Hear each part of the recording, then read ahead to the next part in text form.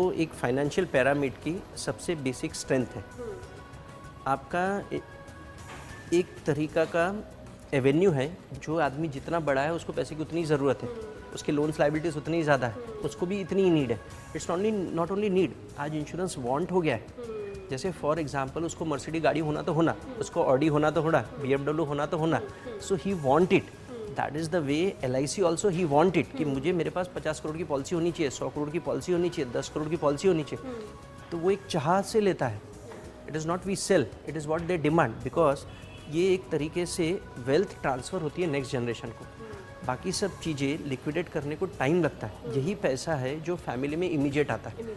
आज कोई भी फैमिली, एक बिजनेसमैन या एक सर्विस वाला, कोई भी अपना पैसा खाली नहीं रखता, कहीं ना कहीं डिप्लो करना पड़ता है। वो पैसे सब उसको एक्यूमुलेट करने के लिए, भगवान ना करे कल कुछ हो जाए तो उसको समय लगता है, और इंश्योरेंस ये इमीडिएटली इंस्टेंटली कैश क्रिएट करता है। क्या आपको लगता है कि अवेयरनेस और ज़्यादा बढ़ाने की ज़रूरत है इस फील्ड में? Be the agent need to be more professionals, and मैं सिंसियरली चाहता हूँ कि अच्छे लोग इस प्रोफेशन में आए, स्पेशली पढ़े लिखे और आए, एक इसको प्रोफेशन करके करें। That's a world best institution, and LIC itself profession is the best. एक डॉक्टर अच्छा कर रहा है उसको कोई फेलिसिटेट नहीं करते। यहाँ पे मेरे चेयरमैन मेरे को फेलिसिटेट करते, डिफरेंट अवार्ड, डिफरेंट सेमिनार पे मेरे को बुलाते। फिर मुझे council, I am a member of a council meeting, there is a life council, and all the insurance companies के CEOs उसके मेंबर है।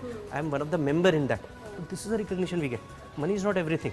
तो इस प्रोफेशन में जो रिकॉग्निशन मिलता है टाइम टू टाइम। कोई अगर युवा आज की डेट में इस प्रोफेशन को पिक करना चाहे, क्या सलाह देंगे आप उस शख्स को?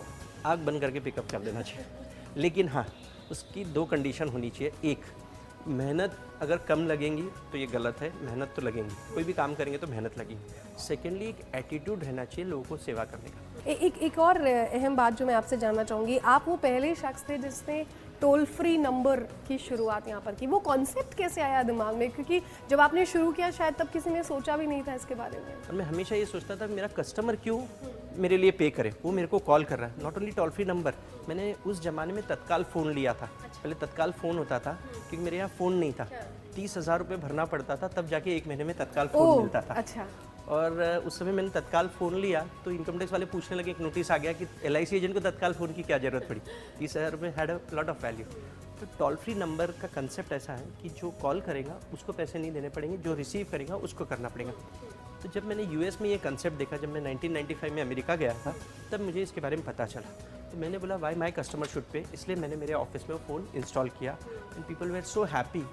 उनको उसके कारण पता चला कि मेरा एटीट्यूड क्या है सर्विस देने का और कहाँ तक आगे जा सकता है। आप जिस मुकाम पर हैं उसका श्रेय किसे देते हैं सबसे पहले? Naturally Babita my wife, because she is with me hand in hand.